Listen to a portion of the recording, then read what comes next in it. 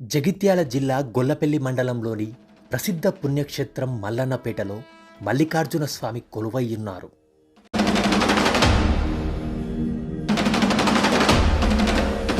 కోరిన కోర్కెలు తీర్చే దొంగ మల్లన్న స్వామిగా భక్తులు ఆరాధిస్తుంటారు. దొంగల మొర ఆలకించాడు కాబట్టి స్వామి దొంగ మల్లన్నగా పేరుగాంచారని భక్తుల విశ్వాసం. ఆధ్యాత్మిక క్షేత్రంగా పేరుగాంచిన ఈ ఆలయం జగిత్యాల జిల్లా కేంద్రం నుండి 13 కిలోమీటర్ల దూరంలో ఉంది. ఇక క్షేత్ర ప్రాశస్త్యంలోకి వెళితే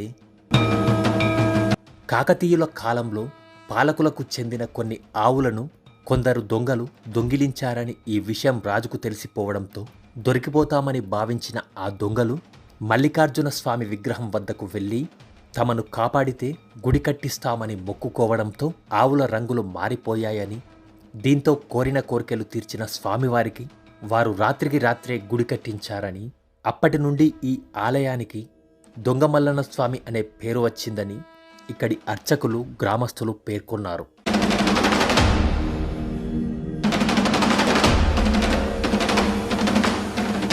ఈ ఆలయాన్ని కాకతీయుల కాలంలో నిర్మించారు.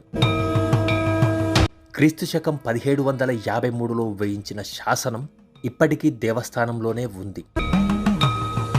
11వ శతాబ్దంలో ఈ ఆలయాన్ని నిర్మించినట్లు స్థల పురాణాలు చెబుతున్నాయి.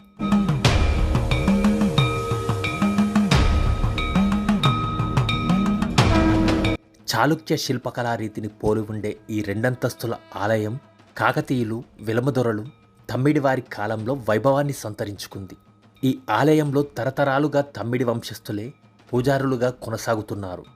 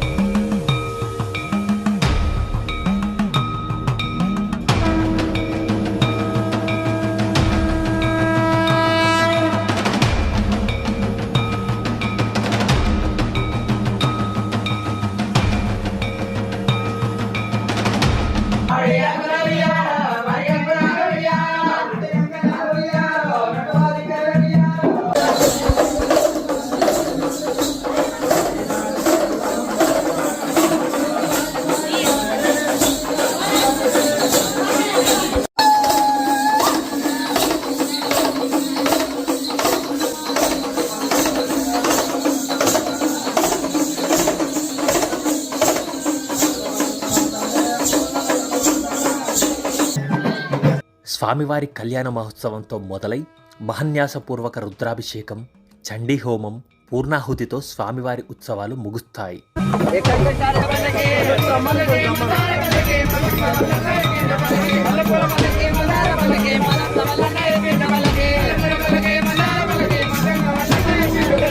ప్రతి ఆది బుధవారాల్లో భక్తులు భారీగా పాల్గొని మొక్కులు చెల్లించుకోవడం ఇక్కడ ఆనవాయితీగా వస్తుంది.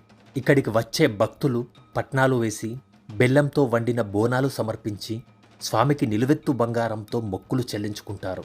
బెల్లం, బోనాలు, డప్పు సప్పుళ్ళు, ఒగ్గు కళాకారుల డమరుక నాదాలతో ఈ ఆలయ ప్రాంతమంతా మారుమోగుతుంది. జగిత్యాల జిల్లా నుండే కాకుండా ఆదిలాబాద్, ఉమ్మడి కరీంనగర్ జిల్లాతో పాటు ఇతర ప్రాంతాల నుండి కూడా ఇక్కడికి భక్తులు పెద్ద సంఖ్యలో తరలి వస్తుంటారు.